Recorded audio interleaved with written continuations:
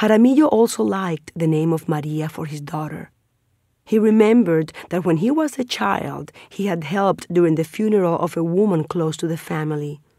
The adults were so busy that they didn't notice when Jaramillo approached her to look at her. His child's sensibility was deeply affected by the tranquility and stillness of the woman. On looking at her face without a soul, he understood that death was a necessary act, and it filled him with terror. He did not want what he loved to die. Despairing, he sought aid, and his eyes found a wooden sculpture of the Virgin Mary with a naked child in her arms. The child Jaramillo asked her silently, "Why is it that whatever gives life must die?" He got no answer, but ever since he was very moved when looking at a dead woman or a woman nursing. Jaramillo tenderly kissed his daughter's brow and caressed his wife's face. Malinche remembered the moment that Cortés had wedded her to him, and it was no longer a bitter memory.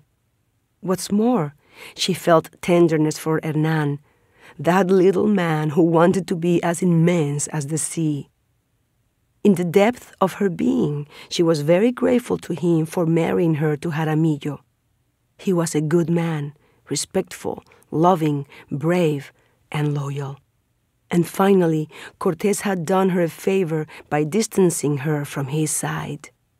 Her marriage had perhaps saved her from death, because she, like many others, also suspected that Cortés had murdered his wife, that it hadn't been an accident, that she hadn't died naturally, and that, one way or another, if she had married him, Cortés inevitably, for some hidden reason, would have killed her.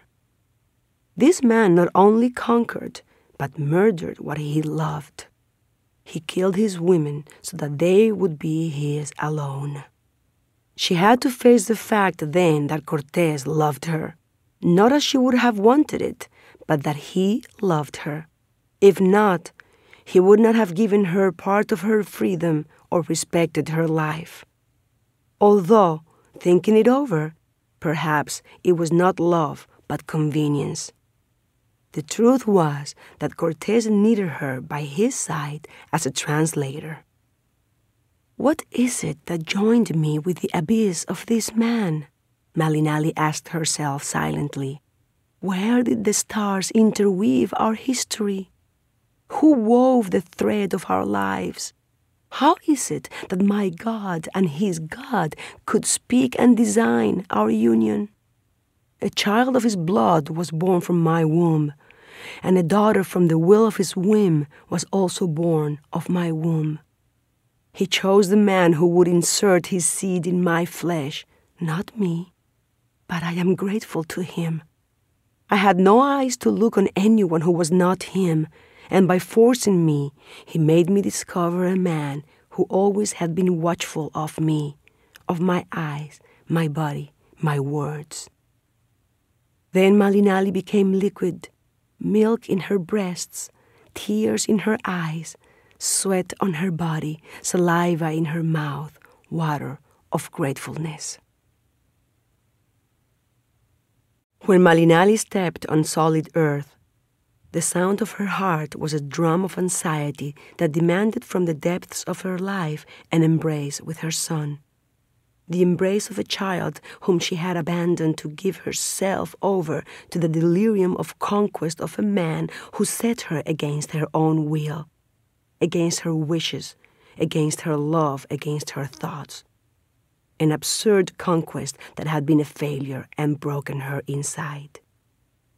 It was unforgivable to have abandoned her son when he had needed her most, when it was necessary that he identify himself with the force of her love, with the wisdom of his ancestors, with her caresses, with the silence of her gaze, where words weren't necessary. The lost silence, the absent smiles, and the empty arms pained her. Like her mother, she had abandoned what she had given birth to. The welcoming ceremonies seemed endless. the speeches that she had to translate, everything that impeded her from seeing her son immediately. When she was finally able to go look for him in the house of one of Cortez's relatives where the boy had stayed, she was afraid. A fear of seeing in the eyes of her son the same indifference with which she had looked at her own mother. The child was playing in the patio of the house, caressed by the sun amidst trees and puddles of water. When she saw him, Malinali recognized him right away. He had grown. He was making mud figures, creating a fantastic universe which, painfully, she was not a part of. The child fit the same image of tenderness and beauty that Malinali kept in her memory. The child was the same, yes, but also different. She noticed that some of his gestures were like hers, but his manners were like his father's. Beautiful and proud, loving and innocent, whimsical and horrible, full of nuances, full of colors, full of songs. Such was the child she had abandoned. She walked toward him full of love, full of tenderness, full of anxiety. She wanted to feel his skin on hers, his heart on her heart. She wanted to return to him in an instant all her presence, all her company, erase with one stroke the months of absence, the months of abandonment. When she embraced him, when she said his name, when she touched him, Martin looked at her as if he did not know her, as if he had never seen her, and went off running. Malinali, in a fit of rage, of despair, of madness, ran after him, ordering him to stop, screaming that she was his mother. The boy did not stop. He continued to run as if he wanted to flee from his destiny, flee from her forever. The more his mother ran after him, the more he was afraid, and the more he was afraid, the more full of rage Malinali became. Rage chased fear. The wound chased freedom. Guilt chased innocence. Finally, Malinali was able to stop her son by force, and doing so without meaning to, she hurt him, and the boy looked at her full of panic and began to cry. His cries were so deep, as razor-edged, as a sharpened knife, that they were easily able to penetrate the mantle of flesh that covered Malinali's heart and opened an unhealed wound, that of her own abandonment. In a great paradox, the abandoned one wounded the abandoned one with his scorn. Malinali felt as if each caress, each attempt at love toward her son was torture, a nightmare, an injury to both of them. Then, in a gesture of madness, she slapped her son so that he would calm down, so that he would not try to flee from her. "Maltin!" she screamed in a thunderous voice. "Don't run from me! I am not Maltin! I am Martin! I am not your son!" Malinali wanted to rip out her tongue, break it, make it flexible so that it could finally pronounce the letter R. In the pain that her child's words caused, Malinali turned to the Nahuatl so that she would not make any mistakes, to speak from her heart. "You have already erased me from your memory? I haven't. I have kept you in my memory all this time. You are my human creation, born from me. You are my quetzal feather, my turquoise necklace." The boy, not understanding her well, since no one else had spoken to him in Nahuatl, but absolutely feeling all of his mother's energy, her body language, and what her look said, remained paralyzed, still, silent, and on looking at her, recognized in the eyes of his mother his own eyes. And he cried in a different manner. He cried to retch through his eyes all the emotional poison that a 4-year-old child can keep. Then he ran again as he screamed at his mother. Let me go. I'm scared of you. Leave. I hate you. Malinali, even more hurt, went after him again. The boy screamed desperately, "Paloma! Mama Paloma!" The fact that her son thought of another woman as his real mother drove her crazy. Malinali felt as if she was leaving her body. Her head was about to burst. Her heart was a war drum. The child reached the arms of the woman named Paloma and hugged her tightly. Malinali, who had thought that she had felt the wound of love before, realized that nothing had been as painful and as hurtful as this moment that presented itself like a nightmare. Beside herself, having lost all control, she ripped the child from the arms of Paloma, even though he was kicking and swinging. Malinali took him by force by one of his arms and dragged him violently the whole way home.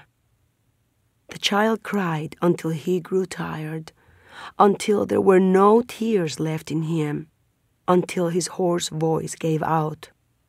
When her son closed his eyes, it was Malinali's turn. She cried so much that her eyes became deformed, till she made peace with herself. Silence reigned. Malinali looked at the light of the stars through her window, her face as innocent as when she had been 4.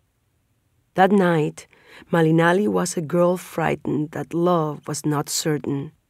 She was a girl frightened that the fruit would not recognize the seed. A girl frightened to imagine that the stars disdained the sky. She turned and looked at the beautiful face of her son. For some strange reason, she remembered her father, whom she had never seen, whom she knew only in spirit. She came near him and with a timid hand caressed her son's brow. Afraid that he would wake up, she whispered, "My tiny son, my hummingbird feather, my jade bead, my turquoise necklace. Eyes lie. They make mistakes. They see things that don't exist, that are not there. My boy, look at me with your eyes closed. See me that way, and you will remember me and know how much I love you." For a time, I stopped looking with my eyes, and I was mistaken. Only when we are children do we see the truth because our eyes are true. We speak the truth because what we feel is true. Only when we are children do we not betray ourselves. Do we not deny the rhythm of the cosmos? I am only eyes that cry for your pains. When you cry, my chest tightens and my thoughts are lost in your memory. You are engraved in the bottom of my heart, with my grandmother, with my gods of stone, with the sacred songs of my ancestors. I put flesh and color in your spirit. I washed your skin with tears when you were given to me by the Lord of all things.